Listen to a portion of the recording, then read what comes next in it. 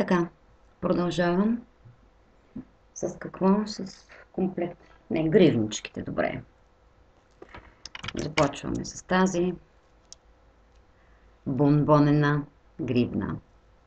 Бомбонена, защото всички манистенца, които има по нея, на мен лично ми приличат на бомбонките детска радост. Не знам дали си ги спомняте. Може да се регулира съответно. Става и за по-дебела китка. Ето, имаш си синджерче и на него, чрез закопчалката съответно, се добива необходимата дължина. Другата, която ми е най-новичка, много си я харесвам също. Стана супер нежна.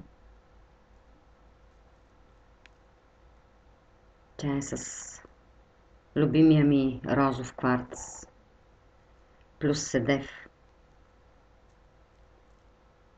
в синьо и зелено.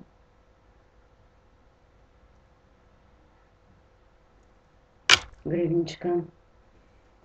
Още една, която е плетена този път с ламе.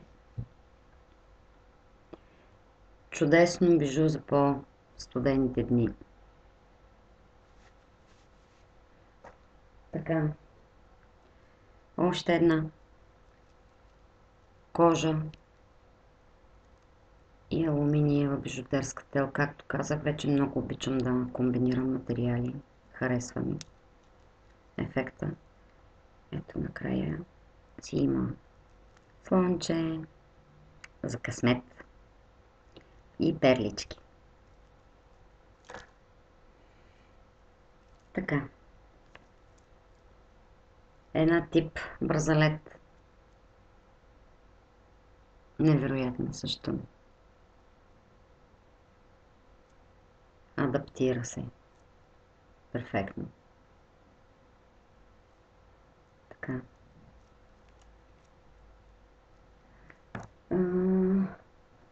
Още една тип бразалет. Адаптира се.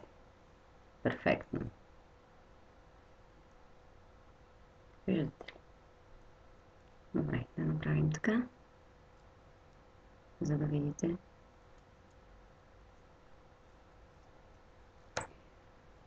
Тази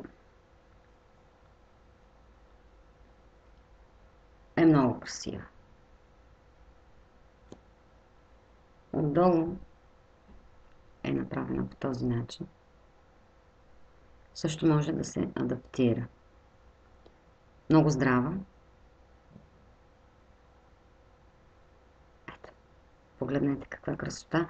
Дано се вижда добре, защото обикновено на камери не излизат добре. В смисъл не излизат точно цветовете. Но се надявам горе-долу да се придобие някаква представа. И една лъничка, съвсем всекидневна, обикновена, с черен синджир, която е перфектна. В смисъл, когато носите повече гривни, който обича да носи повече гривни, тази специално може да бъде една от тях. Да се комбинира просто с други. Така. Гривничките, смятам. Да. Да, това е. Значи продължаваме след малко със следващото видео.